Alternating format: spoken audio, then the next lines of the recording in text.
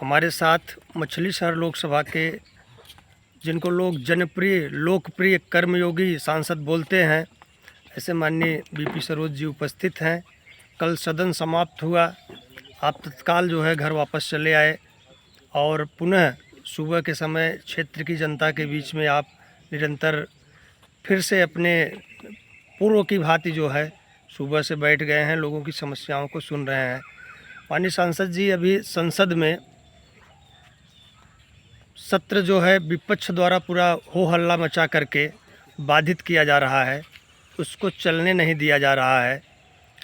इस पे हम चाहते हैं कुछ अपना आप विचार प्रकट करें। देखिए, विपक्ष का तो काम ही है हल्ला करना। हमारे जो सदस्य हैं, जो हमारे लोग हैं,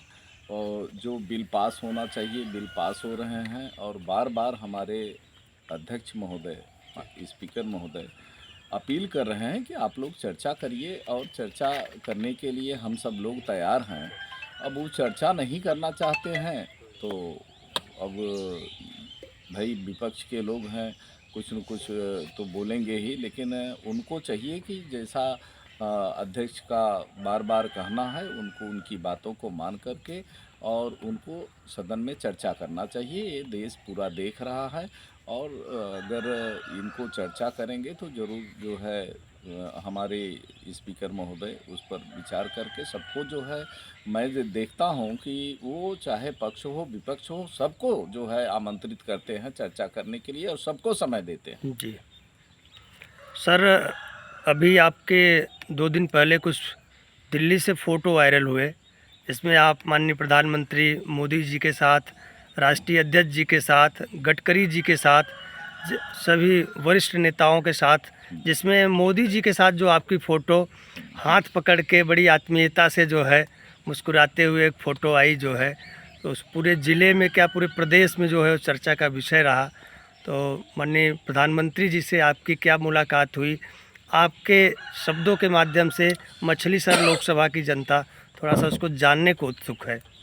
ऐसा है शर्मा जी, वो बड़ा आत्मीय क्षण था, और मैं भाग्यशाली हूँ कि देश के यशस्वी प्रधानमंत्री जी आदरणीय श्री नरेंद्र मोदी जी का दर्शन करने का मुझको सौभाग्य प्राप्त हुआ, और उन्होंने आत्मीयता के साथ एक आत्मीय मुलाकात थी, और उन्होंने कुछ विषय पर ज़रूर चर्चा किया, और हम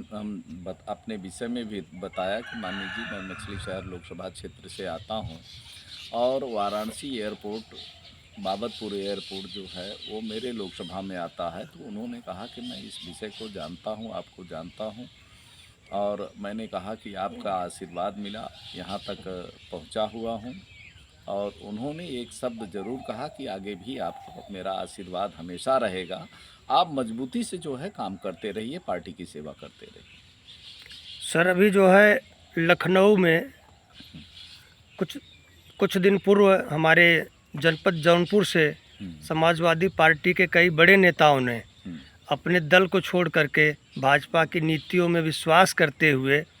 और आपकी उपस्थिति में वहाँ पर हमारे माननीय प्रदेश अध्यक्ष जी और उप मुख्यमंत्री सभी लोग थे, इन्होंने पार्टी को ज्वाइन किया। तो इसका जो है आगामी चुनाव पर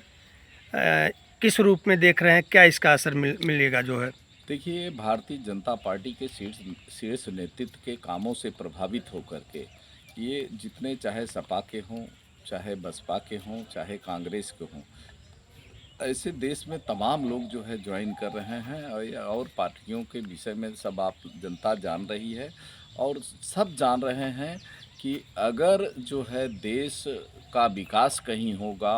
और देश किसके नेतृत्व में आगे बढ़ेगा, तो भारतीय जनता पार्टी के नेतृत्व से जो है प्रभावित होकर के सब लोगों ने ज्वाइन किया है, और मैं सबका स्वागत करता हूं। और तो अभी कम लोगों को देखा, अभी भारतीय जनता पार्टी के शीर्ष नेतृत्व ने ज्वाइन पर विशेष रोक अभी लगी हुई है। कुछ लोग ज्वाइन कर रहे हैं, जिस समय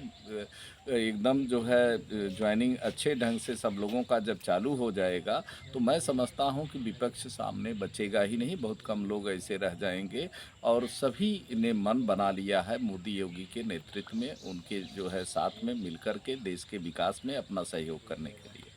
सर, कहीं दबी जुबान से यह भी चर्चा है कि जो भी लोग ज्वाइन किए हुए हैं उनको ज्वाइन कराने में आपकी भी कहीं विशेष भूमिका रही है? देखिए, हमारा तो 1 साल से चर्चा चल रही थी, चाहे गुलाब सरोज हों, चाहे सुषमा पटेल जी हों और कई सांसदों से भी हमारी चर्चाएँ चल रही हैं। मैंने शीर्ष नेतृत्व को उनको ले जा कर के मिला भी चुका हूँ और समय आने पर मैं समझता हूँ कि कई सांसद भी जो है दूसरे दल को छोड़ कर के भारतीय जनता पार्टी के शीर्ष नेतृत्व के कार्यों से प्रभावित होकर के यहाँ जॉइन करने वाले हैं, जो है भारतीय जनता पार्टी में शामिल होने वाले हैं। सर आगे 2024 का महत्वपूर्ण चुनाव है और सभी पार्टियों ने अपनी तैयारियां तेज़ कर दी हैं और उसमें भारतीय जनता पार्टी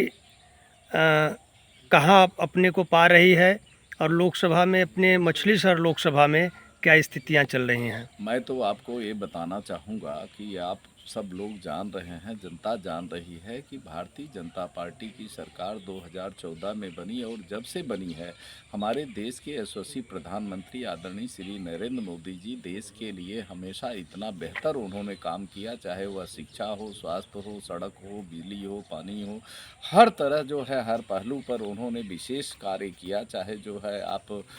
हमारे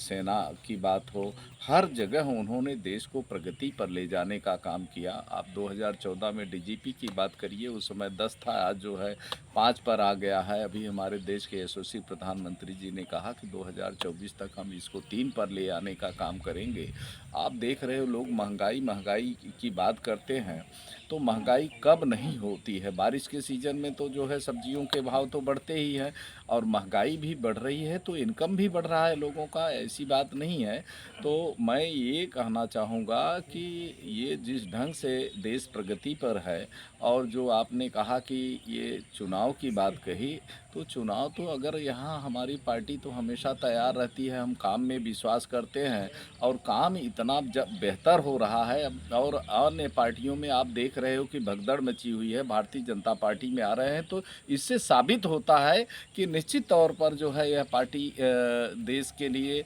देश के हित में अच्छा काम कर रही है, तभी तो अन्य पार्टियां छोड़ कर के लोग यहाँ पर आ रहे हैं। और रही बात हमारे लिए जो आपने कहा कि मछली शहर के लिए, मछली शहर में तो मैंने बताया कि 3-3 एनएच मैंने मछली शहर को ला कर के दिया, जो लगभग 3000 करोड़ का ये हमारे शीर्ष नेतृत्व की देन है, हमारी सरकार की देन है। मैं तो पैरोकार हूँ, पैरवी करने का काम किया और एक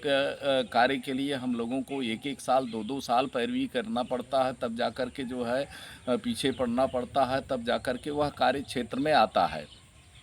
और मैं समझता हूँ कि ये जो 4 साल हमारा कार्यकाल पूरा है और सभी बुद्धिजीवी हैं हमारे लोकसभा के लोग, वो कभी भी चाहें तो चर्चा कर सकते हैं। ये 40 वर्ष में जो कार्य नहीं हुए हैं, मेरी सरकार ने मेरे लोकसभा में इन 4 सालों में कार्य करने का काम किया। इसमें बीपी सरोज का कोई श्रेय नहीं है। यहाँ की जनता जब डिमांड करती है, हमको बताती है, तो हम लोग जनता के जनप्रतिनिधि हैं। हम विभागीय मंत्रियों से मिलते हैं, उनसे बार बार निवेदन करते हैं, एक काम के लिए 1 बार नहीं, 2 बार नहीं, 10-10 बार। जैसे अभी हम जफराबाद का ओवर ब्रिज की बात बता रहा हूँ, सुंदरीकरण की बात बता रहा हूँ, 122 करोड़ का जो अभी शिलान्यास हुआ, उसके लिए मैंने 5-5 बार पत्र लिखा, 5 बार का जवाब भी आया और 25 बार पैरवी किया होगा, तब जा कर के वो पास हुआ। आपके 3 एनएच जो पास हुए हैं, उसका पर्यावरण के लिए हमने एक बार नहीं, 6-6 महीने हमको दौड़ना पड़ा, सदन में भी उठाना पड़ा, कई जगहों से एनओसी ले जा कर के देनी पड़ी, तब जा कर के ये सब इसमें हमारे जो डॉक्टर आर.के. पटेल, इनका भी हमारा सहयोग रहा, माननीय विधायक मड़ियाहूँ का, उन्होंने भी बड़ा सहयोग किया। और ये कार्य जो मैं समझता हूँ कि मछली शहर को जो जिस गति से हमारी सरकार ने, हमारे आदरणीय मंत्री नितिन गडकरी जी को मैं बार बार धन्यवाद दूंगा कि जो मछली शहर को उन्होंने ये तोहफा दिया है, मैं समझता हूँ कि ये बहुत ही जो है मछली शहर की जनता के लिए महत्वपूर्ण और सराहनीय है। और यहाँ की जनता की तरफ से मैं अपने माननीय मंत्री नितिन गडकरी जी को भी बार बार धन्यवाद दूंगा। आप प्रधानमंत्री ग्राम सड़क योजना ले लीजिए, 56 सड़कें, 250-300 सड़कें, क्या लगभग अगर पूरे लोकसभा को देखोगे तो 400 के ऊपर तो पीडब्ल्यूडी से छोटी बड़ी सड़कें हमारी सरकार ने बनाने का काम किया। और कितने ओवर ब्रिज, कितने जो है पुल बनाने का काम किया है, सरकार काम कर रही है। मैंने बताया कि चाहे वह सड़क हो, पानी हो, शिक्षा हो, घर घर नल जल की योजना हमारी सरकार दे रही है। तो कोई गांव ऐसा नहीं है कि जिस गांव में जो है 3 से 5 करोड़ की योजना है ये नहीं जा रही हो। तो उसमें कोई भेदभाव नहीं है, सबका साथ सबका विकास, सबके विश्वास के तर्ज पर हमारी अगर सरकार काम कर रही है तो मैं समझता हूँ कि जनता मछली शहर में ही नहीं, ये जैसा कि हमारे प्रदेश के यशस्वी मुख्यमंत्री जी का कहना है कि हम 80 के 80 सीटें जीतेंगे, और ये काम बोल रहा है। और जनता जो है एकजुट होकर के कमल को खिलाने जा रही है, और 2024 में पूर्ण बहुमत में हमारी सरकार बनने जा रही है। सर एक अंतिम सवाल ये है कि जैसा कि देखा जाता है कि जब सदन का सत्र समाप्त हो जाता है तो कुछ सांसद वहाँ आराम से 1-2 दिन रुकते हैं और फिर उसके बाद अपने क्षेत्र में आते हैं, लेकिन आपके साथ ऐसा होता है कि ज्यों ही संसद का सत्र समाप्त होता है आप उसी दिन पुनः जो है अपने लोकसभा क्षेत्र में वापस चले आते हैं। ऐसा है, अब देखिए, अब आप कल मैं रात को आया, मैं कल जब शाम को आया तो पिंडरा में कार्यक्रम करके तब आया, और जब यहाँ देख रहा हूँ कि जनता की तमाम, जैसे अभी भाई साहब यहाँ पर बैठे हैं असाध्य, इनके यहाँ कोई न कोई कैंसर, कौन सी बीमारी से हैं भाई साहब? कैंसर से पीड़ित, 6 बजे से आप आ गए।